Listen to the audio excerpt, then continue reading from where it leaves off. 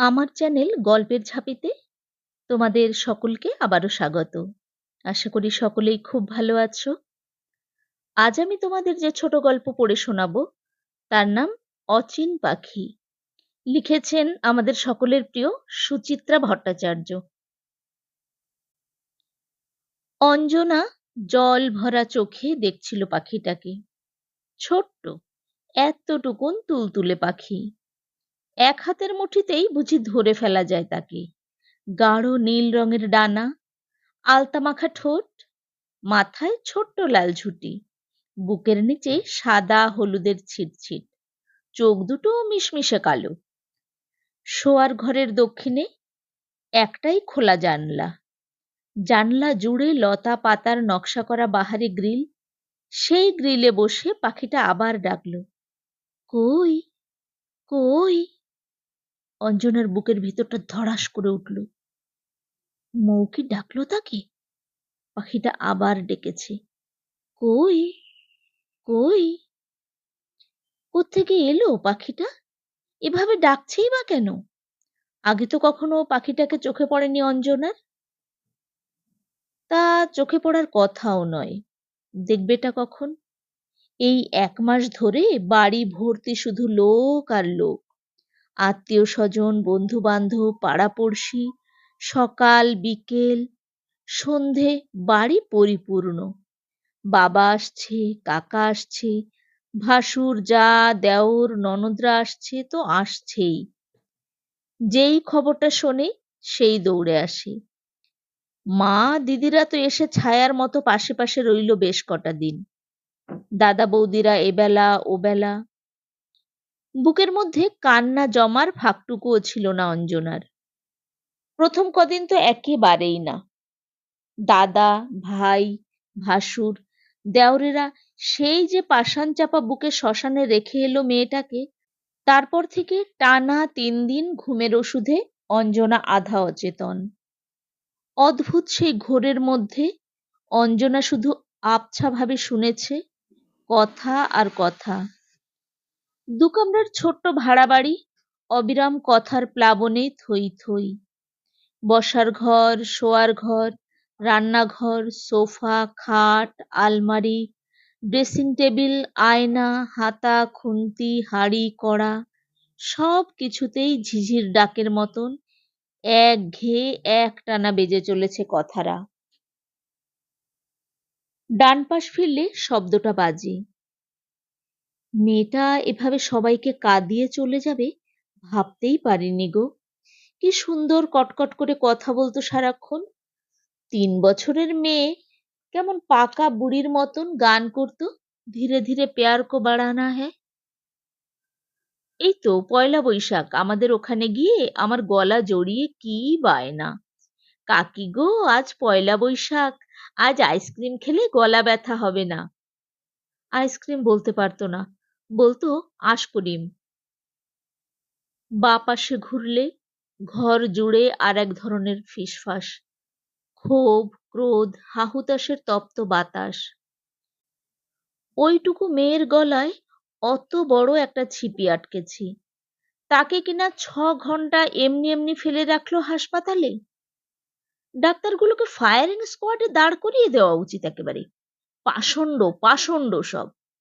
অমন একটা ফুলের মতন মেয়ে শ্বাস নেওয়ার জন্য ছটফট করছে, দেখেও একটু মায়া হলো না। এখন তো আইন হয়ে গেছে, ডাক্তার নার্সগুলোর নামে এক্ষুনি কেস করে দেওয়া দরকার। চিত হলে উপুড় হলে ভারী বাতাস কাঁপছে থরথর।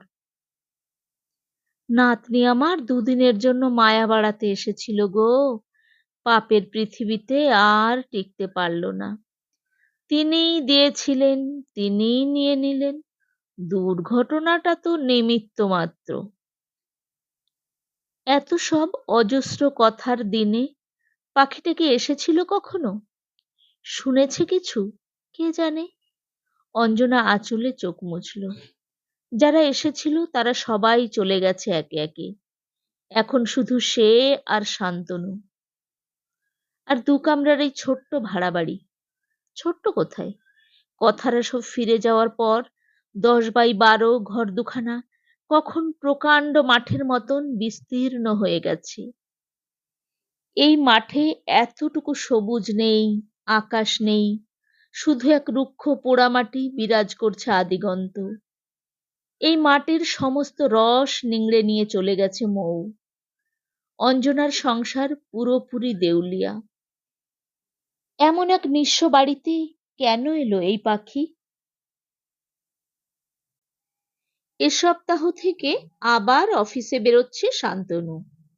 সে যতক্ষণ বাড়িতে থাকে ততক্ষণ তবু নির্জনতারও ভাষাও থাকে কিছু, এতাল বেতাল, অর্থহীন, তবু তো ভাষা, শব্দের পর শব্দ সাজিয়ে অলীক কিছু বাক্যবন্ধ।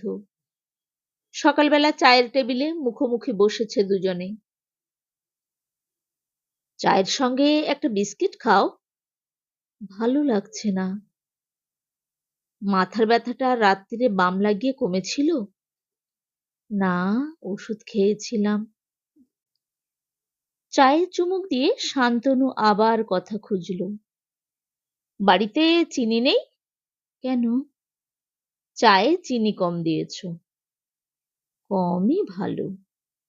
মুঠো মুঠো চিনি খাওয়া ঠিক না। মুঠো মুঠো শব্দ দুটো কিছু না ভেবেই বেরিয়ে গিয়েছিল মুখ থেকে। ব্যাস, তাতেই সমস্ত কথা হারিয়ে গেল দুজনের।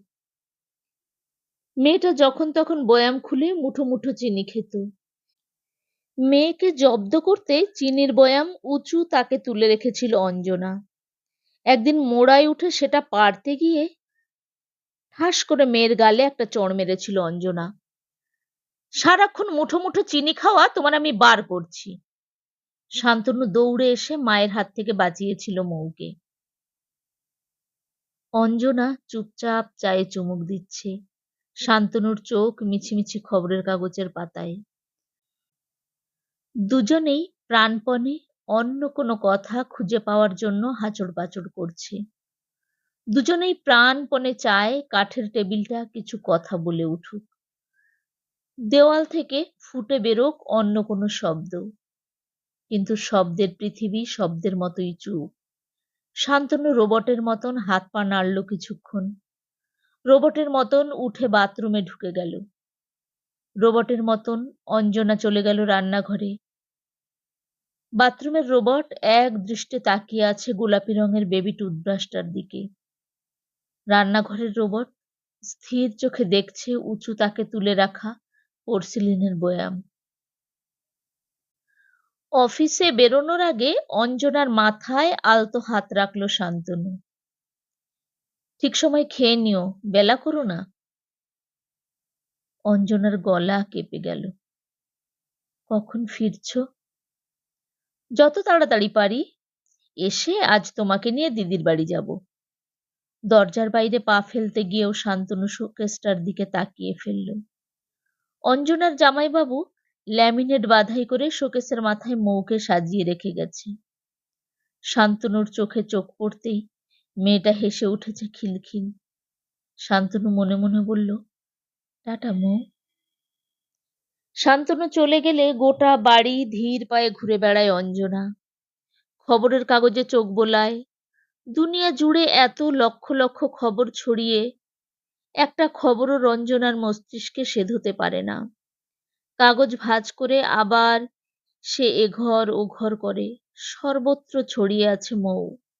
মৌ, মৌয়ের জামা, মৌয়ের জুতো, মৌয়ের খুদে খুদে হাড়ি, কড়া, খুন্তি, চোখ পিটপিট বারবি ডল, লাল কালো টেডি বিয়ার, অজস্র রঙিন ছবির বই, ড্রয়িং খাতা, খাতা জুড়ে সূর্যি মামার মুখ এঁকে রেখেছে মৌ।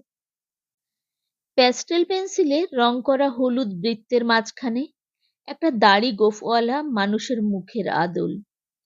চোখ দুটো তার তেড়া বেঁকা, গোল। দাড়ির জায়গায় যেমন খুশি সরু মোটা কালো কালো লাইন। অঞ্জনা নির্নিমেষ চেয়ে থাকে ছবিটার দিকে।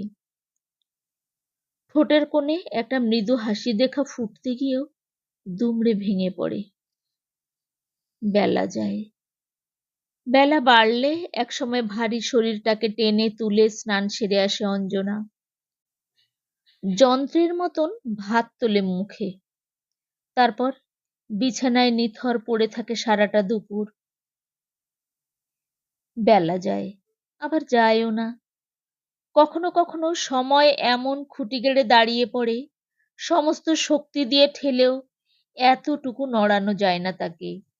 সেই নিশ্চল সময়ের প্রতিটি পল অনুপল একটা একটা করে গুনতে থাকে অঞ্জনা। গুনে গুনেই যদি শেষ করা যায় দীর্ঘ দুপুর, এই আশায়। কাজের লোকটা কখন বিকেলে বাসন মাজতে আসবে, সেই আশায়। যমদূতের মতন প্রথম জ্যৈষ্ঠের নির্দয় উত্তাপ কখন গুটিয়ে নেবে নিজেকে, এই আশায়। এইরকমই অসহ্য সময়টাতে পাখিটা আসতে শুরু করেছে আজকাল। অঞ্জনা সেদিন মন দিয়ে লক্ষ্য করল পাখিটাকে। প্রথমে জানলার কার্নিশে এসে টুকুস করে বসল। কয়েক পলক চোখ ঘুরিয়ে দেখে নিল অঞ্জনার অন্দরমহলটাকে।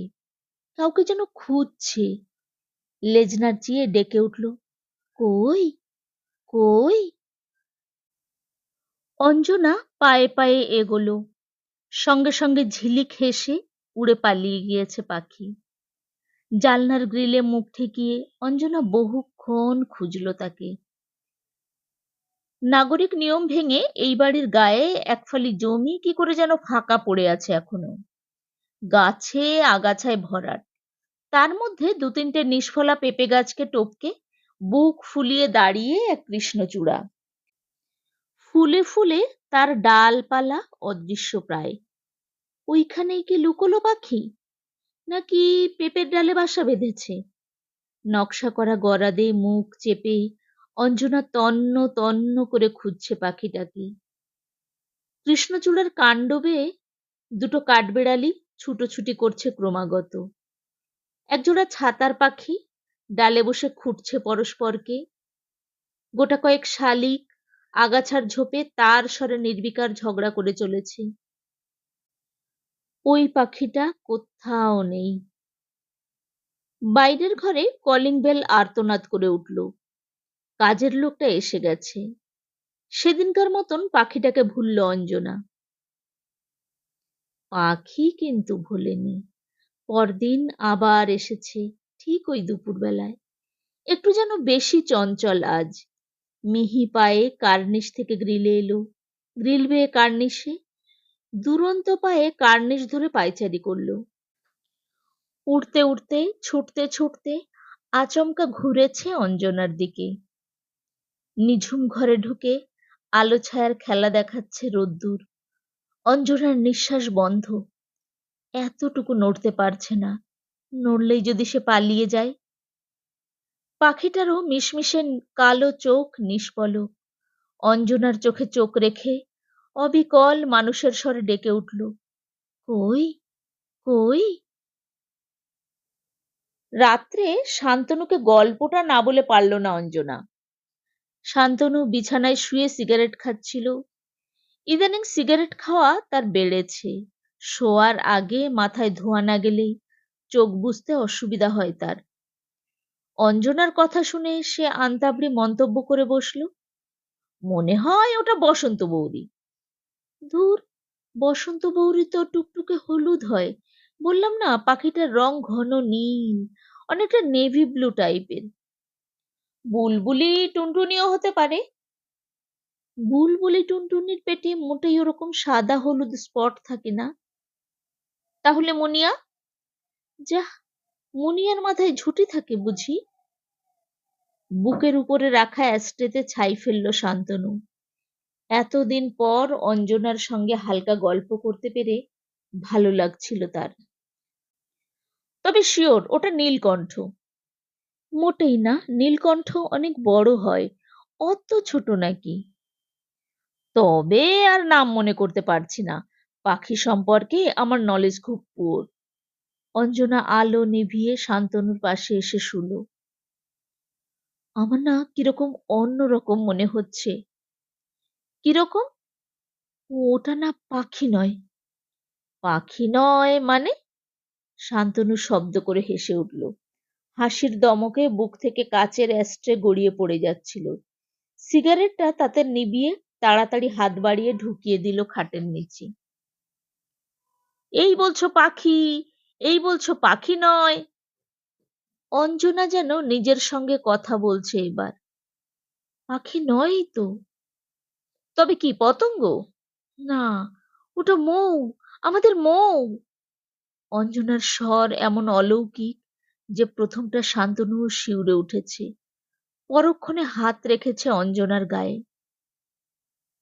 কেন এমন করে নিজেকে কষ্ট দিচ্ছ? Face the truth. মৌ আমাদের ছেড়ে চলে গেছে, মৌ আর আসবে না।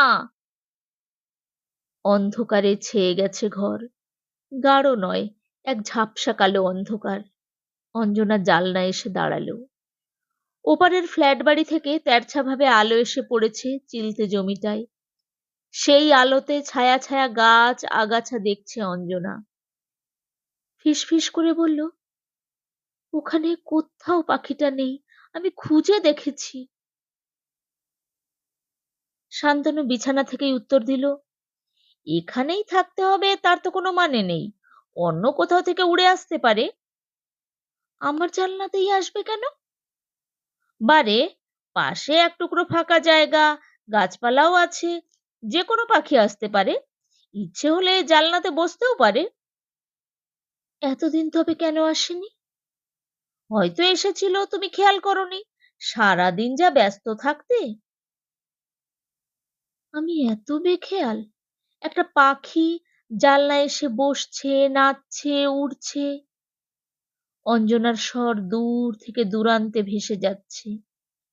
সকালে আসে না, বিকেলে আসে না, শুধু কাঠ দুপুরেই বা আসে কেন? পাখির মনের কথা আমি কি করে বুঝবো বলো? বোঝার দরকার নেই। অঞ্জনার গলা আচমকা তীক্ষ্ণ। তুমি চাও না মৌ আসুক, তুমি মৌকে ভুলে যেতে চাও, আমি জানি। শান্তনু উঠে এসে অঞ্জনার হাতে হাত রাখল। তুমি এই কথাটা উচ্চারণ করতে পারলে? স্বার্থপর, স্বার্থপর। মৌকে ভালোবাসতাম বলে কম হিংসে ছিল তোমার? শান্তনুর হাত খসে পড়ে গেল। নিঃশব্দে বিছানায় ফিরে এসেছে সে। নিদালি ছড়িয়ে রাত ঘুম পাড়ায় বিশ্বভুবনকে। শান্তনু আর অঞ্জনার কাছে এসে হার মেনে যায় সেই নিদালি। মানব মানবী নয়, যেন দুটো শরীর বরফের চাঙড় হয়ে শুয়ে থাকে পাশাপাশি। হিম শীতল বাষ্প ছড়ায়, বরফের বাষ্প, সারা রাত। তবে রে দুষ্টু মেয়ে, আমার সঙ্গে লুকোচুরি খেলা হচ্ছে। কই, কই? ছি, যত বাজে জিনিসের জন্য বায়না। খাও না, তোমার জন্য তো টিটবিট এনে রাখা আছে। কই, কই? ও, আজ বুঝি লজেন্স মুখে রুচ্ছে না? শ্যামাপদর দোকান থেকে কিনে আনলাম তো। শ্যামাপদ আজও কত দুঃখ করলো তুই যে আর যাস না ওর দোকানে। অঞ্জনা ঝিরঝির হেসে উঠল। কিপ্টেটাকে পটিয়েছিসও বটে। ওই হাড় কিপ্টে লোক আজলা ভরা জল নিয়ে ঘন্টার পর ঘন্টা দাঁড়িয়ে থাকে, তাও এক ফোঁটা জল আঙুলের ফাঁক দিয়ে চুইয়ে পড়ে না। সেও তোকে ডেকে ডেকে রোজ বিনা পয়সায়। দেখ দেখ, ওর দোকান থেকে আরো কত কি এনেছি দেখ। কই, কই? কই কই কি রে? নে নে, ওই তো জানলায় হজমিগুলি চানাচুর সব রেখে দিয়েছি। অঞ্জনার গলায় আদর দোল খাচ্ছে। শোনা মেয়ে, আজ অন্তত একটা সন্দেশ খা। খা, তাহলে আইসক্রিম দেবো, টুটি ফ্রুটি। বেশ তো, সন্দেশ না খাস, দুধটুকু আজ কিন্তু শেষ করতেই হবে, নইলে কিন্তু সেই খেলনাটা পাবে না। বলতে বলতে অঞ্জনা দৌড়ে যায় রান্নাঘরে। গ্যাস উনুনের পাশ থেকে ঠোঙা নিয়ে ফিরে আসি। ভুলেই গিয়েছিলাম রে, তোর বাপিকে দিয়ে আজ জিলেপি আনিয়েছিলাম। জানলায় সাজানো সার সার খাবার কোনোদিন বা খুঁটে খুঁটে খায় পাখি, কোনোদিন বা ছুঁয়েও দেখে না। স্টিলের বাটি ভর্তি দুধে মুখ ডোবায় কি ডোবায় না, দৌড়ে যায় ফুরুত। সকালে এখন ঘুম থেকে উঠে ঝড়ের গতিতে হাতের কাজ সারতে থাকে অঞ্জনা। রান্না বান্না, ঘরদোর পরিষ্কার, জমাদারকে জল দেওয়া, টুকটাক দোকানপাট, কোনো কাজেই আর অনীহা নেই। শান্তনু একবারের জায়গায় ৩ বার চা পায়। তড়িঘড়ি তাকে খাইয়ে প্রায় ধমক মেরে অফিসে পাঠিয়ে দেয় অঞ্জনা। চোখের সামনে খবরের কাগজ পড়ে থাকে, ছুঁয়েও দেখে না। স্নান খাওয়া ঝটপট সেরে পরিপাটি সেজে অঞ্জনা জানলার কাছে এসে বসে। ১ সেকেন্ডের জন্য অন্যদিকে মনোযোগ দেয় না। মুহূর্তের অমনোযোগের জন্যেই না তাকে একবার কড়া সাজা দিয়েছে মৌ। দুপুরগুলোকে এখন বড় ছোট মনে হয় অঞ্জনার। এই আসে এই যায়, ঘড়ির কাঁটা ছোটে পাগলের মতন। অঞ্জনার বুক ঢিপ ঢিপ করে। এই বুঝি এসে গেল ঠিকেঝি। রাত মানে এখন সকালের প্রতীক্ষা, সকাল মানে আসছে দুপুর, দুপুর মানেই এক অস্ফুট কামনা, থেমে থাক, সময়টা থেমে থাক। দরজা খুলে অঞ্জনা বিব্রত হলো। শান্তনু! শান্তনুর মুখটা টকটকে লাল, চোখ ছলছল করছে। কোনো রকমে জুতো খুলেই হুড়মুড় করে বিছানায় গড়িয়ে পড়ল। থার্মোমিটারটা দাও তো। অঞ্জনা আর চোখে একবার জানলার দিকে তাকিয়ে নিল। বিরস গলায় প্রশ্ন করল, জ্বর এসেছে নাকি? কপালে আড়াআড়ি হাত রেখে শুয়ে আছে শান্তনু। হাত না সরিয়েই বলল, মাথাটা ছিঁড়ে যাচ্ছে। অফিসের সবাই গায়ে হাত দিয়ে বলল, এক্ষুনি বাড়ি চলে যান। অঞ্জনা নিস্পৃহ মুখে ড্রেসিং টেবিলের ড্রয়ার টানল। ধুলো জমেছে ড্রয়ারে। ক্লিপ, ফিতে, টিপ, লিপস্টিক, পাউডারের ভিড় থেকে থার্মোমিটার খুঁজে বার করল। ও ঘরের ডিভানে শুতে পারলে না? দুপুরবেলা তো তোমার ও ঘরে শোয়ার কথা। নিমেষে আরো পাংশু শান্তনু। অভিমানে গলা ভিজে এলো তার। যাচ্ছি, জ্বরটা দেখেই ও ঘরে চলে যাচ্ছি। শান্তনুর মুখে থার্মোমিটার গুজে দিয়েই অঞ্জনা সরে যাচ্ছিল। শান্তনু পলকে চেপে ধরেছে তাকে, এত জোরে যে অঞ্জনার হাত ঝনঝন করে উঠল। একটু বসো, ১ সেকেন্ড। শান্তনুর স্বরে এমন কিছু ছিল, এবার অঞ্জনার বুক টলমল। কত সহস্র যুগ পরে শান্তনুর মুখের দিকে ভালোভাবে তাকালো সে। ছলছল চোখ, রক্ত ফেটে পড়া মুখ, চোখের কোণে ঘন কালি, সব মিলিয়ে এক উদ্ভ্রান্ত পুরুষ। থার্মোমিটারের পারা দেখতে গিয়ে অঞ্জনার গায়ে কাঁটা দিয়েছে। ১০৩! মাগো! শান্তনুর গলায় কপালে হাত দিয়ে আরো ভালো করে অনুভব করলো তাপটাকে। গোটা শরীর ছ্যাদ করে উঠেছে। দৌড়ে থার্মোমিটার টেবিলে রাখলো। পুরনো শাড়ি ছিঁড়ে সোজা ছুটেছে বাথরুমে, বাটি করে জল নিয়ে এলো। ড্রেসিং টেবিল থেকে ওডিকলন নিয়ে মেশালো বাটির জলে। ন্যাকড়া ডুবিয়ে দ্রুত জলপট্টি চেপে ধরেছে শান্তনুর কপালে। শান্তনু উঠতে চেষ্টা করলো। সঙ্গে সঙ্গে তার ২ কাঁধ চেপে ধরেছে অঞ্জনা। উঠো না, উঠো না প্লিজ। কাঁধ ধরে শান্তনুকে শোয়াতে গিয়ে অঞ্জনা আবার প্রবল ঝাঁকুনি খেয়েছে। এত প্রবল যে মস্তিষ্কটাও তোলপাড়। শক্ত সবল কাঁধ দুটো কবে এমন পাকাটির মতো ক্ষীণ? এত রোগা হয়ে গেছে শান্তনু? ভয়ে ভয়ে অঞ্জনা হাত রাখলো মানুষটার পাঁজরে। সব কটা হাড় আলাদা করে গোনা যাচ্ছে। চোয়ালের হাড় দুটো বড় বেশি প্রকট যেন। কণ্ঠাও। অঞ্জনা আচমকা আঁকড়ে ধরেছে শান্তনুকে। বুকে গাল ঘষছে, গালে গাল ঘষছে। সমস্ত শরীর দিয়ে শুষে নিতে চাইছে শান্তনুর উত্তাপ। পাখি এসে ফিরে গেছে। বেলা যায়, দুপুর গড়িয়ে বিকেল আসে, বিকেল পেরিয়ে সন্ধে, সন্ধে ফুরিয়ে রাত। আবারও বিকেল আসে, আবারও সকাল, দুপুর, সন্ধে, রাত। আবারও মিলিত হয়েছে নারী পুরুষ। পাখি এসে ফিরে যায়। যাক, ফিরেই যাক।